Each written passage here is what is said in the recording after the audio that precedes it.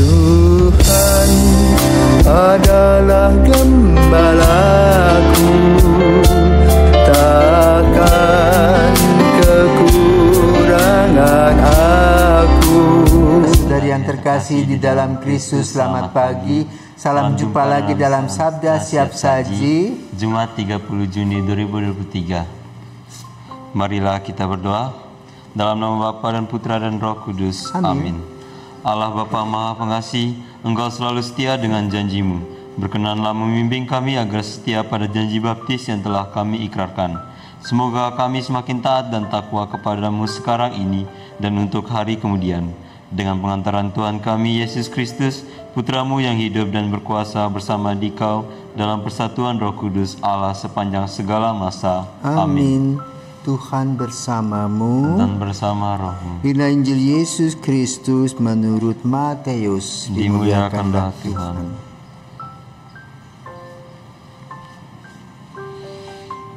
Matius bab 8 ayat 1 sampai dengan 4. Setelah Yesus turun dari bukit, banyak orang berbondong-bondong mengikuti Dia. Maka datanglah kepadanya seorang yang sakit kusta. Ia sujud menyembah Yesus dan berkata, "Tuan, jika Tuan mau, Tuan dapat mentahirkan aku." Yesus lalu mengulurkan tangannya, menjamah orang itu dan berkata, "Aku mau, jadilah engkau tahir." Seketika itu juga tahirlah orang itu dari kustanya. Lalu Yesus berkata kepadanya, "Ingatlah, jangan engkau memberitahukan hal ini kepada siapapun.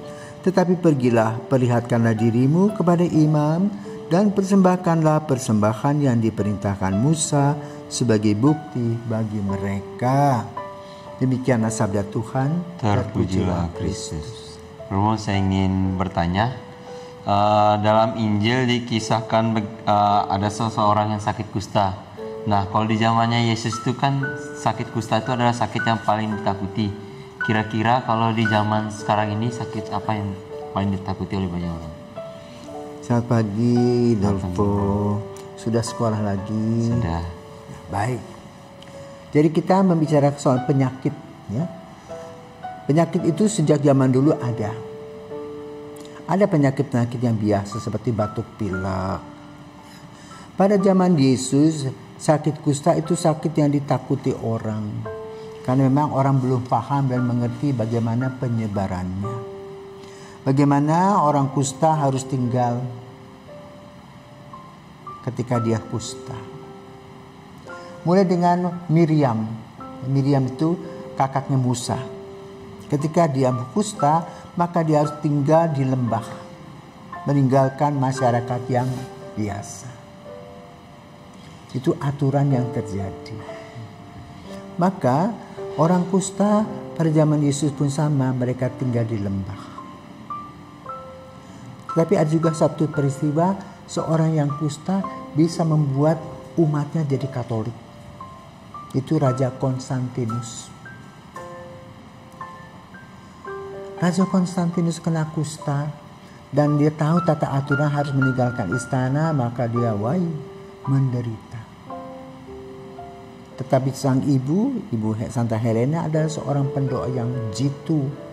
Maka dia menghubungi Paus yang pada saat itu adalah Paus Silvester yang pertama. Dan diberkati, didoakan dalam Ekaristi dan sembuh. Dan sebelum pengobatan terjadi, sebelum berkat itu terjadi, Paus dan ibunya bertanya, "Kalau sembuh mau apa?" "Seluruh kerajaanku menjadi Katolik." Maka sejak abad keempat, ya kira-kira tahun 325-an, gereja Katolik berubah dari bawah tanah menjadi terang dalam gereja. Seluruh kerajaan Romawi menjadi Katolik. Nah, sekarang kita menuju pada zaman kita. Ada penyakit baru yang ditemukan. Adalah penyakit yang paling ditakuti zaman sekarang, itu HIV/AIDS. Kenapa? Penyakit ini adalah mematikan daya imun kita. Gejala-gejalanya itu ruam-ruam, ya, lalu mengeluarkan nanah. Kenapa itu? Itu bukan seperti penyakit flu, tetapi itu hasil dari hubungan kelamin yang tidak sehat. Ya. Dulu kita kenal apa yang disebut dengan penyakit gonorrhea, ya, penyakit seksual, ya, laki-laki dan perempuan. Sekarang ini HIV ini bisa laki-laki dengan laki sesama jenis, juga bisa dari narkoba, dari alat-alat suntik. Karena itu berkaitan dengan penularannya pada darah. Maka orang takut karena apa? Penyakit ini mematikan imunitas kita. Kalau kita bertemu dengan orang batuk, kita kena batuk. Orang flu, kita kena flu. Pokoknya badannya ringkih. Ya. Dan kalau malah memasuki stadium 1, 2, 3, ada 4, waduh sudah. Itu tinggal tulang sama kulit. Mukanya kulit yang legam, lebam, dan hitam. Ya, itu membuat jantung dan paru-parunya tersengal-sengal. Ya, itulah penyakit yang ditakuti pada zaman kini. Tetapi orang-orang itu, ya, kita harus waspada dengan diri kita sendiri akan penularan penyakit itu. Itulah penyakit yang ditakuti pada zaman kita. Nah, apa sih sebetulnya yang mau disampaikan oleh Yesus dalam peristiwa kusta ini? Bagi Tuhan tiada yang mustahil.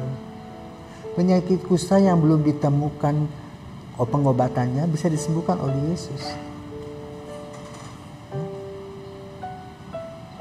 Karena apa?